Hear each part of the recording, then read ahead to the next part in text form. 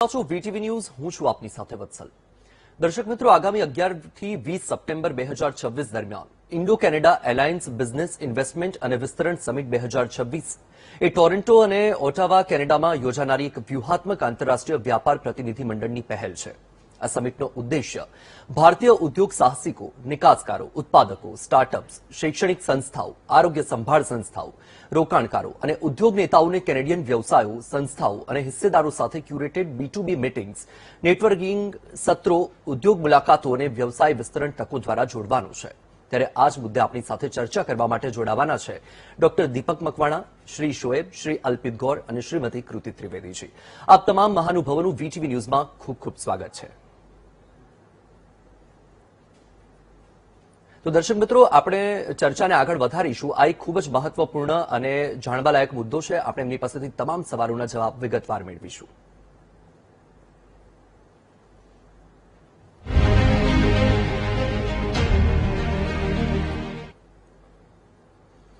દર્શક મિત્રો, ડોક્ટર દીપક મકવાણા એક પ્રખ્યાત બિઝનેસ કોચ અને માર્ગદર્શક છે। શ્રી શોએબ સૈયદ, જે સિનોબિસ સિસ્ટમ પ્રાઇવેટ લિમિટેડ સાથે સંકળાયેલા એક આઈટી પ્રોફેશનલ છે, તો શ્રી અલ્પિત ગૌર, કે જે રિદ્ધિ કોર્પોરેટ સર્વિસીસના મેનેજિંગ ડિરેક્ટર અને 3PL વેરહાઉસિંગ અને લાસ્ટ માઇલ સોલ્યુશન્સમાં કુશળતા ધરાવતા ઉદ્યોગ વ્યવસાયિક છે, તેમજ શ્રીમતી કૃતિ ત્રિવેદી, કે જેઓ ઇન્ડો કેનેડિયન બિઝનેસ કાઉન્સિલના પ્રમુખ અને કેએચ મેનેજમેન્ટ પ્રાઇવેટ લિમિટેડના એક્ઝિક્યુટિવ ડિરેક્ટર છે। આપ તમામનું ફરીથી એક વખત ખૂબ ખૂબ સ્વાગત છે। આપણે ચર્ચાને આગળ વધારીશું। સૌથી પહેલા ડોક્ટર દીપક, હું આપની પાસે આવવા માંગીશ। ભારતના એમએસએમઈ અને સ્ટાર્ટઅપ ઉદ્યોગકારો માટે કેનેડાના બજારમાં પ્રવેશવાની સૌથી મોટી તક કઈ છે? આઈ વુડ સે કે બિઝનેસ સ્કૂલ્સ તરીકે કે કેનેડાના બજારમાં પ્રવેશવું હોય ને તો 4 ક્યુને આપણે ધ્યાનમાં રાખવા પડે। ફર્સ્ટ છે ક્વોન્ટિટી। ઇન્ડિયામાં એટલી મોટા પાયે આપણી પાસે મેન પાવર છે, આપણી પાસે ફેક્ટરીઓ છે કે આપણે જોઈએ એટલી ક્વોન્ટિટી ત્યાં બનાવી શકીએ છીએ, એટલે quantity is the first thing. Second, I would say quality. Bharat સરકારે ઝીરો ડિફેક્ટ ઝીરો ઇફેક્ટ નામની એક પોલિસી રજૂ કરી છે અને એના કારણે આપણે પણ હવે બહુ સારો ક્વોલિટીવાળો માલ બનાવીએ છીએ। પહેલા એવું હતું કે ભાઈ ક્વોલિટી એટલે માત્ર જર્મની કે જાપાન કે અમેરિકા એની જ વાત હતી, પણ હવે ભારતમાં પણ એટલી સરસ ક્વોલિટી બને છે। થર્ડ આપણું આવશે કોટેશન। કોટેશન એટલે આપણો ભાવ જે છે એ બીજા લોકો કરતા કમ્પેરેટિવલી ઘણો બધો નીચે રહેશે, એટલે આપણે માર્કેટમાં સારો કોમ્પિટિટિવ ભાવ આપી શકશું। અને ચોથું રહેશે quick gateway two north America and Canada. ત્યાં જઈને આપણે આગળ નોર્થ અમેરિકા અને કેનેડા અને ગ્લોબલી પણ આપણે ઘણા બધા રીતે વિસ્તરી શકીશું। એટલે 4Q જે ફ્રેમવર્ક છે એ મારી દ્રષ્ટિએ બહુ જ સરસ ગેટવે છે ત્યાંના માટેનો। જી બિલકુલથી। શોએબજી, કેનેડાની આઈટી ઇન્ડસ્ટ્રીમાં આર્ટિફિશિયલ ઇન્ટેલિજન્સ, એઆઈ અને સાયબર સિક્યુરિટી અને ક્લાઉડ કોમ્પ્યુટિંગની માંગ કેટલી ઝડપથી વધી રહી છે? આમ તો ત્રણેયની બેઝિકલી વાત કરીએ તો બહુ સારો પ્રોસ્પેક્ટિવ આગળ દેખાય છે પોઈન્ટ ઓફ વ્યૂમાં, બટ આગળ અત્યારે આપણે જે સિચ્યુએશન જોઈ રહ્યા છે એ પ્રમાણે AI is growing like anything. એઆઈના multiple agents point of view વાત કરો કે આપણે એને બિઝનેસ પોઈન્ટ ઓફ વ્યૂમાં વાત કરીએ કે ભાઈ એને જેમ સરે કીધું ક્વોલિટી પોઈન્ટ ઓફ વ્યૂ, તો ક્વોલિટી કરવા માટે બેઝિકલી તમારે ઇમ્પોર્ટન્ટ સિસ્ટમ્સ જોઈએ। એ સિસ્ટમ્સ પ્લેસ હશે ત્યારે એઆઈએ પોતાના ઘણા બધા એજન્ટ્સ એવી રીતે ડેવલપ કર્યા છે કે you can have a lot of wonderful aspects in that way. જી અલ્પિતજી, કેનેડાના લોજિસ્ટિક્સ, સપ્લાય ચેઇન અને ટ્રાન્સપોર્ટેશન ક્ષેત્રમાં હાલમાં કયા મોટા બિઝનેસ અવસરો ઉપલબ્ધ છે? કેનેડામાં અમે અત્યારે ઇન્ડિયામાં ઘણા મોટા લેવલ પર કામ કરીએ છીએ। લાસ્ટ માઇલ સપ્લાય ચેઇન એટલે એક એવું પર્ટિક્યુલર વસ્તુ છે જેની અંદર કસ્ટમરની એન્ડ ડિમાન્ડ જે તે ઓપરેટર પૂરી કરતો હોય છે। એટલે એ સ્ટાર્ટ થાય છે તમારા પોર્ટથી અને એ એન્ડ થાય છે લાસ્ટ માઇલ ડિલિવરીથી। એ B2B પણ હોઈ શકે અને B2C પણ હોઈ શકે। હવે B2B ડિલિવરી કરવા માટે કોઈ પણ વેન્ડર્સ હોય અથવા કોઈ પણ પ્રકારની કંપની હોય એને પોર્ટની બી જરૂર પડે અને લાસ્ટ માઇલ ડિલિવરી બોયની બી જરૂર પડે। તો વેરહાઉસિંગ છે એની અંદર આવી ગયું તમારું, એની અંદર આઈટી સિસ્ટમથી અમારું WFM છે। આ બધી દરેક IT technology as well as physical વેરહાઉસની જરૂરત પડતી હોય છે। એટલે આ ઓપોર્ચ્યુનિટી મને કેનેડામાં બહુ સારી દેખાય છે, કેમ કે આપણા કરતાં ઓલમોસ્ટ કેનેડાની જીઓગ્રાફી તમે ચેક કરો તો ઓલમોસ્ટ 3 ટાઈમ્સ વધારે છે, તો ત્યાં ઘણી બધી ઓપોર્ચ્યુનિટી મને દેખાય છે। બિલકુલથી। દીપકજી, આપને હું એ પૂછવા માંગુ છું કે ઇન્ડો કેનેડિયન બિઝનેસ એલાયન્સ દ્વારા ગુજરાતના ઉદ્યોગકારોને કયા સીધા લાભ મળી શકે? સીધા લાભની વાત કરું તો 4 લાભ મળી શકે જેને આપણે ABCD માં વહેંચી શકીએ। આઈ વુડ સે કે ડી એટલે ડાયરેક્ટ જોઈન્ટ વેન્ચર, એ આપણે ત્યાંના લોકો સાથે કરી શકીએ। સી એટલે કોલોબરેટિવ સ્ટ્રેટેજિક પાર્ટનરશિપ, ત્યાંના જે બિઝનેસમેન છે એમની સાથે સ્ટ્રેટેજિક કોલોબરેટિવ પાર્ટનરશિપ આપણે કરી શકીએ। I would say access two global market, એટલે આપણને ગ્લોબલ માર્કેટની અંદર આખું એક્સેસ મળી શકે અને we can become a bridge between B2B people, એટલે B2B નેટવર્કિંગ કરવા માટે બ્રિજ આપણને બહુ સારું મળી શકે. એટલે આ ABCD જે છે એ બહુ સરસ ગ્રોથનો રોડમેપ કેનેડા માટે થઈ શકે, આપણા માટે, ઇન્ડિયન લોકો માટે. બિલકુલથી. કૃતિજી, ઇન્ડો કેનેડિયન બિઝનેસ ટૂરની વાત ખૂબ થઈ રહી છે, તો ઇન્ડો કેનેડિયન બિઝનેસ ટૂર 2026 નો મુખ્ય હેતુ શું છે અને તેમાં ભાગ લેનારા ઉદ્યોગકારોને શું વિશેષ લાભ મળશે? જી, ઇન્ડો કેનેડા બિઝનેસ ટૂરનો મેઇન ઉદ્દેશ છે કે ત્યાંથી ને ફોરેન ફંડ ઇન્ડિયામાં કઈ રીતે આવી શકે, આ અમારો મુખ્ય હેતુ છે. આના જે બિઝનેસમેનને અહીંયા ફાયદો મળવાનો છે એ ત્યાં કેનેડામાં બિઝનેસ વેપાર, જેમ કે વેપાર, ત્યાંની સ્ટ્રેટેજિક પાર્ટનરશિપ માટે એમને એક બહુ જ સરસ સેતુ પ્રોવાઈડ કરવામાં આવશે અને ત્યાં વિધિન કેનેડા જે લોકો બિઝનેસમેન ત્યાં જોડાય છે એમને ત્યાંના લોકલ પ્લેટફોર્મ જેમ કે ગવર્મેન્ટ ઓથોરિટીઝ, ત્યાંના મ્યુનિસિપલ કોર્પોરેશનના ઓથોરિટીઝ, ત્યાંના બિઝનેસ ઓનર્સ, એ બધા સાથે ડાયરેક્ટ કનેક્ટિવિટી મળશે. સો એક એવો બ્રિજ પ્રોવાઈડ કરશું કે ઇન્ડો અને કેનેડા વચ્ચે બિઝનેસ બહુ જ સરળ રીતે થઈ શકશે. જી, સોએબજી, ભારતીય આઈટી કંપનીઓ માટે કેનેડામાં આઉટસોર્સિંગ અને ટેકનોલોજી પાર્ટનરશિપની કેટલી તકો છે? સી ધ માર્કેટ જે રીતે ગ્રો થઈ રહ્યું છે એન્ડ પોઈન્ટ ઓફ વ્યૂ જે આપણે જોઈ રહ્યા છે, we are seeing a huge demand of Indian skills specially, and એ કેનેડામાં અત્યારે તમે જોશો ને તો એ સ્કિલ્સની ઘણી બધી જરૂરત પડશે પોઈન્ટ ઓફ વ્યૂમાં. And if we talk about the basic skills, એઆઈને બી જો અત્યારે આપણે બેઝિક સ્કિલ્સની વાત કરીએ તો કેનેડામાં there are lot of IT companies who are willing to venture in to that space basically. જી, અલ્પિતજી, ભારતીય એક્સપોર્ટર્સ અને ગુજરાતના મેન્યુફેક્ચરર્સ માટે કેનેડાની સપ્લાય ચેઇન સાથે જોડાવાની તકો કેટલી છે? બિલકુલ. આપણું ભારત જે છે એની અંદર ઘણી બધી એવી મોટી કંપનીઓ છે, મેન્યુફેક્ચરિંગ કંપનીઓ છે, જે લોકો અત્યારે બહુ જ વિચારી રહ્યા છે કે કેનેડામાં એમના કેવી રીતે કસ્ટમરને એન્ડ સર્વિસ આપે, એમની પ્રોડક્ટ કેવી રીતે સેલ કરે. તો એ પ્રોડક્ટ સેલ કરવા માટે મેન્યુફેક્ચરિંગ કંપની ઇન્ડિયામાં જે બૂમ થઈ રહી છે, ફાર્મા પકડો આપણે, સેમિકન્ડક્ટર સાહેબ, મોદી સાહેબે અત્યારે જે રીતે વિઝન લીધું છે એ રીતે સેમિકન્ડક્ટરની ઘણી બધી ડિમાન્ડ વધી રહી છે. આ દરેક વસ્તુને ત્યાં પહોંચાડવા માટે વેરહાઉસિંગ ફેસિલિટી એટલી ઇમ્પોર્ટન્ટ છે, મિડલ માઇલ કનેક્ટિવિટી બી એટલી ઇમ્પોર્ટન્ટ છે અને લાસ્ટ માઇલ કનેક્ટિવિટી બી એટલી ઇમ્પોર્ટન્ટ છે. એટલે એના માટે દરેક ભારતની કંપનીને ત્યાં સારું નેટવર્ક ડિસ્ટ્રીબ્યુશનની કંપનીની જરૂર પડે, એ મારા દ્રષ્ટિએ બહુ જરૂરી છે. જી, કૃતિજી, ભારત અને કેનેડા વચ્ચે વેપાર, રોકાણ અને ઉદ્યોગ સાહસિકતાના સંબંધોને મજબૂત બનાવવા માટે ઇન્ડો કેનેડિયન બિઝનેસ કાઉન્સિલ કઈ ભૂમિકા ભજવી રહી છે? ઇન્ડો કેનેડા બિઝનેસ કાઉન્સિલ છે એ ઇન્ડિયા અને કેનેડા વચ્ચે એક સેતુ તરીકે કામ કરી રહી છે, જેમાં બિઝનેસ કનેક્ટિવિટી વધારવાનું, રોકાણની નવી તકો ઊભી કરવાની અને બંને દેશો વચ્ચેના ઉદ્યોગકારોને એક સરસ પ્લેટફોર્મ મળી શકે એના માટે કાર્યરત છે. બિલકુલ. દીપકજી, હવે ભારતીય કંપનીઓ વિશે વાત કરીએ કે કેનેડામાં નિકાસ કરવા જે ઈચ્છુક ભારતીય કંપનીઓ છે એમણે શરૂઆતમાં કઈ 3 મહત્વપૂર્ણ તૈયારીઓ કરવી જોઈએ? એક્સલન્ટ. સૌપ્રથમ તો ભારતના માપદંડ અને કેનેડાના માપદંડ અલગ હોય છે, એટલે ભારતના લોકો જે કંઈ પણ પ્રોડક્ટ બનાવે એ કેનેડાના માપદંડ પ્રમાણે, ત્યાંના એ પ્રમાણે બનાવે તો ત્યાંની ક્વોલિટીમાં એ પાસ થશે. સેકન્ડ જે છે એ પ્રોસ્પેક્ટ, કે એ લોકોનું માર્કેટ ક્યાં છે, જેને આપણે ઇંગ્લિશમાં એવો પ્રશ્ન પૂછે કે હુ ઇઝ માય ક્લાયન્ટ, એટલે એ માર્કેટ, એ પ્રોડક્ટ પ્રમાણેનું માર્કેટ જે છે એક્ઝેક્ટલી ક્યાં છે, અને પછી એ માર્કેટને આગળ ચલાવવા માટે જે આપણી પાસે પાર્ટનરશિપ જોઈએ, ત્રીજો પી એટલે પાર્ટનરશિપ આવશે, જેની અંદર ડિસ્ટ્રીબ્યુટર છે, ડીલર્સ છે, એ આખી ચેનલ કેવી રીતે કરવી, આ 3 પીને જો ફોલો કરીએ તો ચોથો પી એટલે પ્રોસ્પરસ એની મેળે ત્યાં આવશે આપણા ત્યાં. એટલે આ 3 વસ્તુનું ધ્યાન રાખવું જોઈએ. જી, બિલકુલથી. શોએબજી, કેનેડાના સ્ટાર્ટઅપ અને ઇનોવેશન ઇકોસિસ્ટમ અંગે તમે શું કહેશો? શું ત્યાં ફંડિંગની સારી તકો ઉપલબ્ધ છે ખરા? See as I told, absolutely ફંડિંગની ઘણી બધી ઓપોર્ચ્યુનિટીઝ અવેલેબલ છે. અને ઇફ વાત કરીએ કે બેઝિક ડિજિટલ ટ્રાન્સફોર્મેશનની, તો digital transformation is a very broad category two identify, અને એમાં ઘણા બધા સ્કિલ્સ એવા બી છે કે સાયબર સિક્યુરિટી પણ તમે કરી શકો, કે એસસીપી કે ERP સોલ્યુશન પોઈન્ટ ઓફ વ્યૂમાં કરી શકો. there are lot of funding options available for that. જી, અલ્પિતજી, ઈ-કોમર્સના ઝડપી વિકાસને કારણે કેનેડાના વેરહાઉસિંગ, ડિસ્ટ્રીબ્યુશન અને લાસ્ટ માઇલ ડિલિવરી ક્ષેત્રમાં શું પરિવર્તન આવી રહ્યું છે? બિલકુલ. ઈ કોમર્સ એ બહુ પાઇવોટલ લિંક છે ડિસ્ટ્રીબ્યુશન સપ્લાય ચેઇન માટે.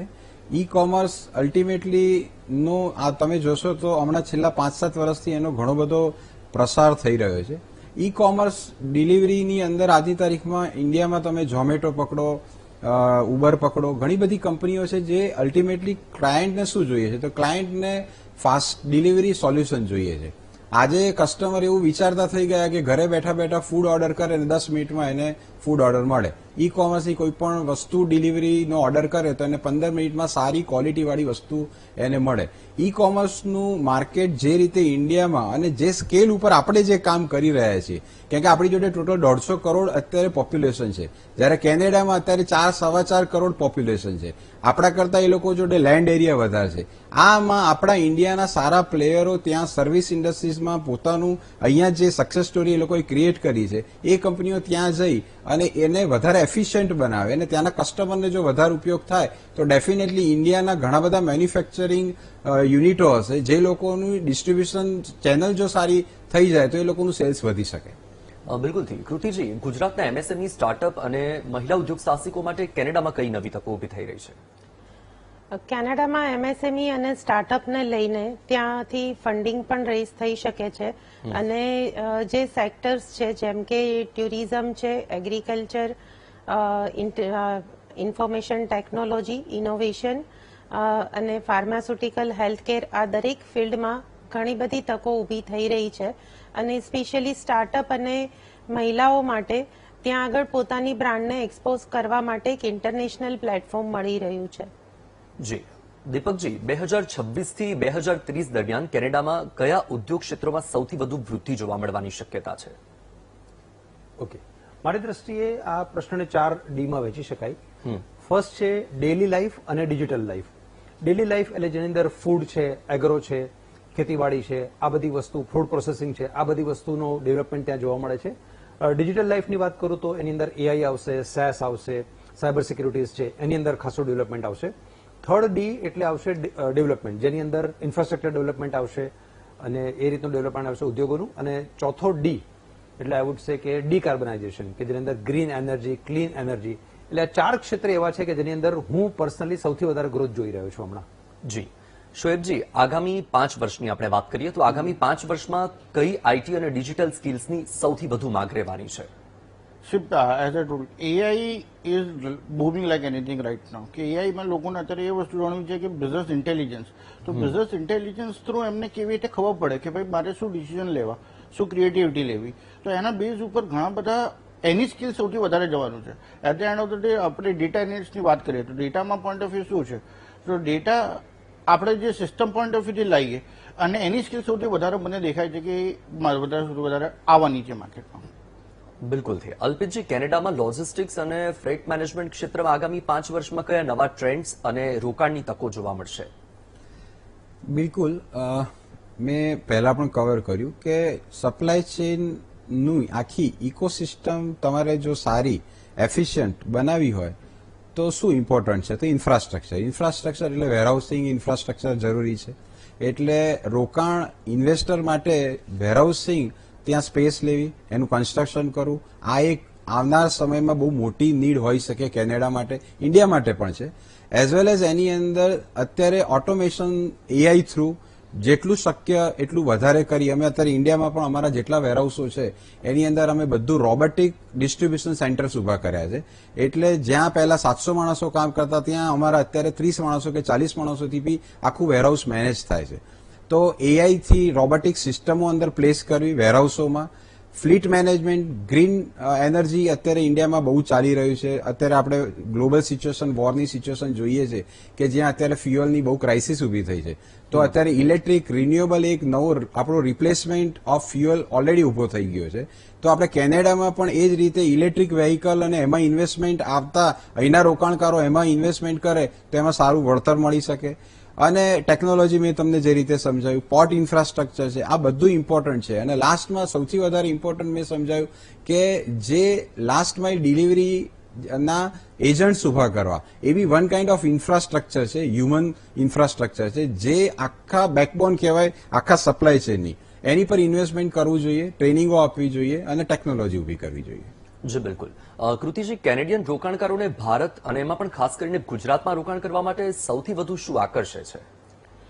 ગુજરાત અત્યારે બહુ જ ઝડપથી ડેવલપ થઈ રહ્યું છે. આપણે છેલ્લા 10 વર્ષમાં જોઈએ તો ગુજરાતને સ્પેસિફિક અમદાવાદ પણ એટલું જ ઝડપથી ડેવલપ થઈ રહ્યું છે. આપણે ગિફ્ટ સિટી અને ધોલેરા જેવા પ્રોજેક્ટ્સ અહીંયા આવી રહ્યા છે. મોટી ઇન્ડસ્ટ્રીઝ ટાટા છે, અદાણી છે અને હવે રિલાયન્સ પણ ગુજરાતમાં એમના હબ ડેવલપ કરવા જઈ રહ્યું છે.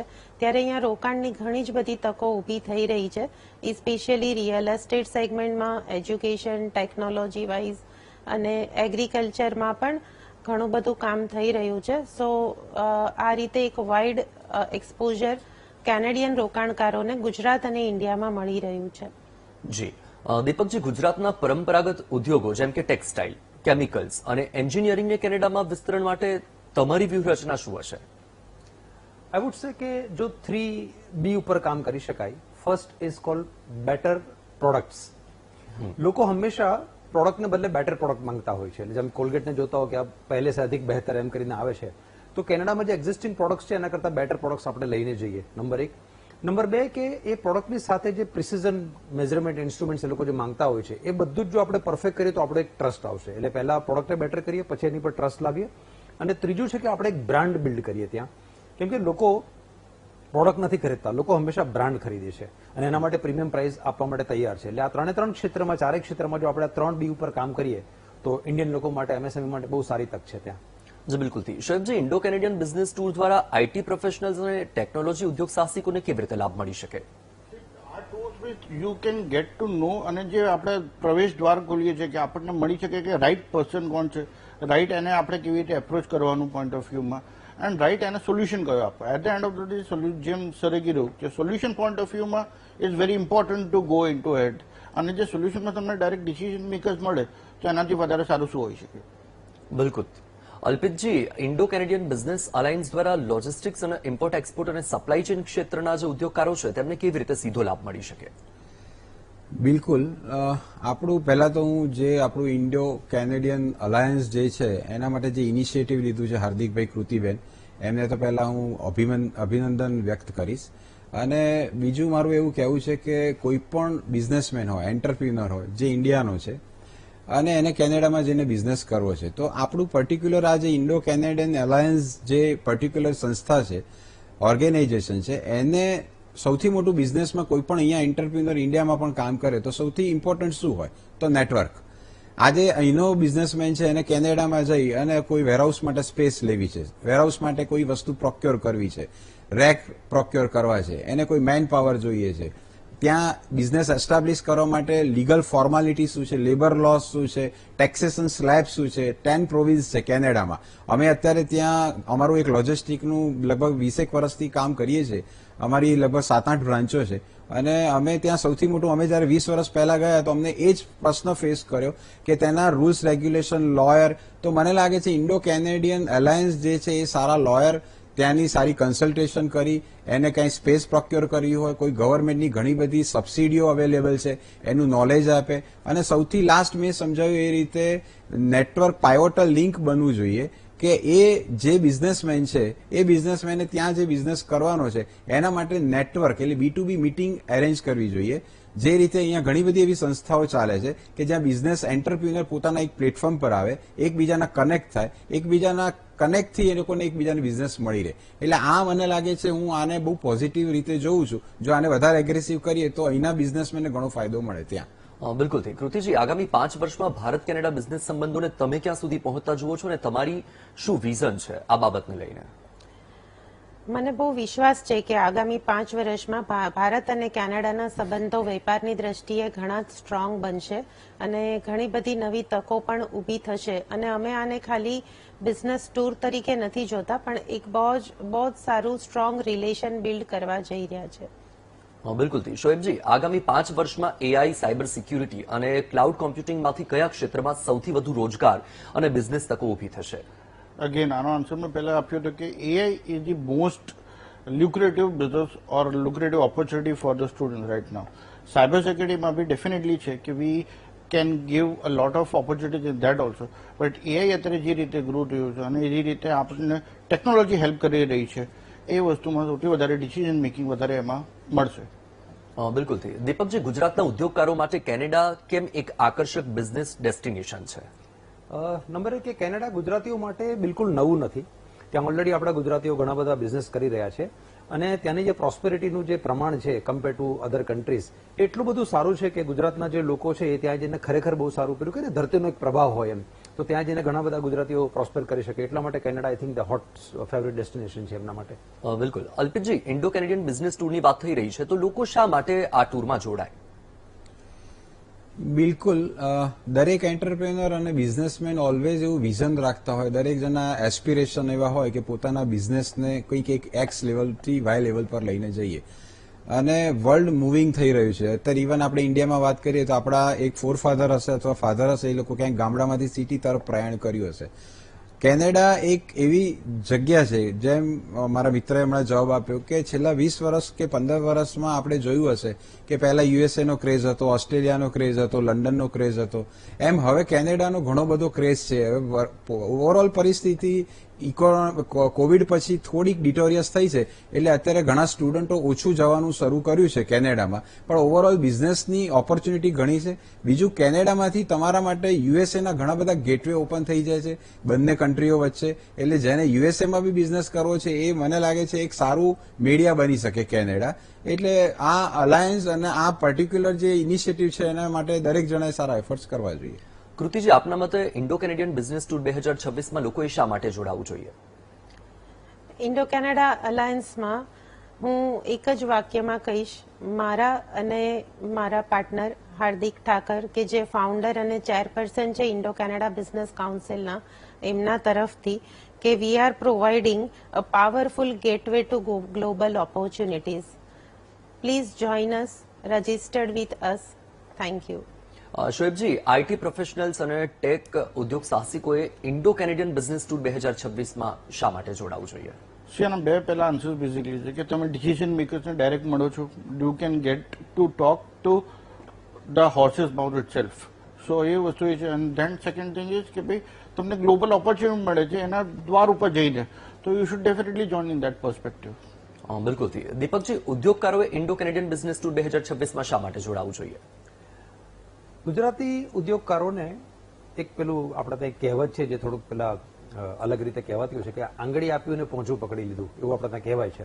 એટલે ગુજરાતી બિઝનેસમેનને એક જગ્યાએ જો કે એન્ટ્રી આપીએ, ખાસ કરીને આ 2026ની જે કેનેડિયન બિઝનેસ ટૂર થવાની છે એમાં જઈને જો એને એક નાનકડો ચાન્સ મળશે ને તો ત્યાંથી અનેક લોકો ધીરુભાઈ અંબાણી તરીકે બહાર આવશે. એટલે જેટલા લોકોને ભવિષ્યમાં ધીરુભાઈ અંબાણી કે અદાણી બનવું છે એ બધાએ આ બિઝનેસ ટૂરની અંદર જોડાવું જ જોઈએ. બિલકુલ. આપ તમામની પાસેથી મને હવે એક સવાલનો જવાબ એ જોઈએ છે. સૌથી પહેલા અલ્પિતજી, હું આપની પાસે આવીશ કે જ્યારે આ બિઝનેસ ટૂર કે જે ખૂબ બધી નવી તકો લઈને આવે છે તો વિશેષ લાભ કયા કયા અને એમાં તકેદારી શું રાખવી જોઈએ? બિલકુલ. તકેદારીમાં ઓલવેઝ કોઈ બી બિઝનેસ ઇન્ડિયામાં કરો, તમે ગ્લોબલી કરો, અમે લગભગ 30 વર્ષથી બિઝનેસમાં છીએ અને અમે ઓલવેઝ જોયું છે કે એસ્પિરેશન બહુ હોય છે. એટલે તમે કોઈ બી નવી કન્ટ્રીમાં જાઓ, એના ઘણા બધા કમ્પ્લાયન્સીસ છે, લેબર લોસ છે, ટેક્સેશન છે. આ બધા કમ્પ્લાયન્સીસનું જો ધ્યાન ના રાખો તો શું પ્રોબ્લેમ થાય કે ગવર્મેન્ટના ઘણા બધા લિટિગેશન ફેસ કરવા પડે અને તમે પહેલા શુભમ સિદ્ધમ જેવું બિઝનેસ શરૂ કરવા જાઓ અને પછી એવા બધા ગવર્મેન્ટના કોમ્પ્લિકેશન ફેસ કરવા પડે કે એ પછી એનું મોટિવેશન ના જળવાય અને પછી બિઝનેસનું ઇન્વેસ્ટમેન્ટમાં એને એટલો રસ ના રહે. બીજી વસ્તુ એવી છે કે તકેદારીમાં જ્યાં ત્યાં રહેલા કેનેડામાં ઇન્ડો કેનેડિયન અલાયન્સ જે છે એ કોઈ સારા વ્યક્તિઓનો ત્યાં જો ટચ કરાવે અથવા એક રેપો બિલ્ડ કરાવે તો એવા વ્યક્તિઓનો સપોર્ટ લઈ અને ત્યાં સારા માણસોની જોડે કનેક્ટ કરી નેટવર્ક બનાવી ક્યાં રિયલી ક્રેડિટ આપવી જોઈએ, ક્યાં ક્રેડિટ ના આપવી જોઈએ, કે અત્યારના સમયમાં ક્રેડિટ વર્ધીનેસ ચેક કરવી ક્લાયન્ટોની એ બી એટલું જ ઇમ્પોર્ટન્ટ છે.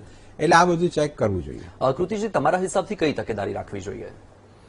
અમારા હિસાબથી તકેદારી એ રાખવી જોઈએ કે ક્લાયન્ટ ત્યાં જાતે જઈને સપોઝ કોઈ બી જગ્યાએ રજીસ્ટર્ડ કરે છે, સો જેમ અર્પિતભાઈએ કહ્યું એમ કે ત્યાં પ્રોપર ગાઈડન્સ નથી મળતું, તો they have to select the right channel to expand their business. અને ઇન્ડો કેનેડા અલાયન્સ હું એટલા માટે સજેસ્ટ કરીશ કે ઇન્ડો કેનેડા બિઝનેસ કાઉન્સિલ એ અમારા ફાઉન્ડર અને ડિરેક્ટર હાર્દિક ઠાકર એ છેલ્લા 10 વર્ષથી કેનેડાના સિટીઝન છે. કેનેડામાં બિઝનેસ કન્સલ્ટન્ટ તરીકે કામ કરી રહ્યા છે અને માય સેલ્ફ કૃતિ ત્રિવેદી જે અમદાવાદમાં કામ કરી રહ્યા છે ફોર ધ સેમ થિંગ. અને આ જ વસ્તુને અમે કેનેડા લઈ જઈ રહ્યા છે. So they have to select the right people. જી સમયનો અભાવ છે શોએબજી, ટૂંકમાં તમારા હિસાબથી શું તકેદારી રાખવી જોઈએ? સી આપણે એ વસ્તુ જોવી જોઈએ કે આપણે કઈ ટેકનોલોજી પોઈન્ટ ઓફ વ્યૂથી આગળ વધવું જોઈએ અને કયા સિલેક્શન પોઈન્ટ ઓફ વ્યૂમાં you have to hit the right nail on the floor. જી દીપકજી, આપનો મત, આપના મતે શું તકેદારી રાખવી જોઈએ? ઇંગ્લિશમાં એવું કહેવાય છે કે 6 વાઇઝ 1 હસબન્ડ ફોર્મ્યુલા, એટલે W થી શરૂ થતા 6 પ્રશ્ન, what, why, where, when, who, which અને એક હાઉ. આ 7 પ્રશ્નો ત્યાંની દેશ વિશે, ગવર્મેન્ટ વિશે, આબોહવા વિશે, પોલિસી વિશે, કસ્ટમર્સ વિશે, ચોઇસ વિશે, જેટલા શક્ય એટલા પ્રશ્નોનો જો અહીંયાથી હોમવર્ક કરીને જઈએ તો ત્યાં ગયા પછી સરપ્રાઇઝ બહુ ઓછી મળશે. બિલકુલથી. આપ તમામ મહાનુભાવોનો ખૂબ ખૂબ આભાર. આપનો કિંમતી સમય કાઢીને આપ વીટીવી ન્યૂઝ સાથે જોડાયા અને તમામ સવાલોના ખૂબ જ સરસ રીતે તમે જવાબ આપ્યા. ફરીથી આપનો ખૂબ ખૂબ આભાર. તો દર્શક મિત્રો, આશા રાખું છું કે તમારા જે સવાલો છે, જે નવી તકો છે, જે તકેદારી રાખવાની છે, તમામને લઈને તમને જવાબો મળી ગયા હશે. આ સાથે જ આટલું જ. મને આપશો રજા અને હા, વીટીવી ન્યૂઝ જોવાનું ચૂકશો નહીં.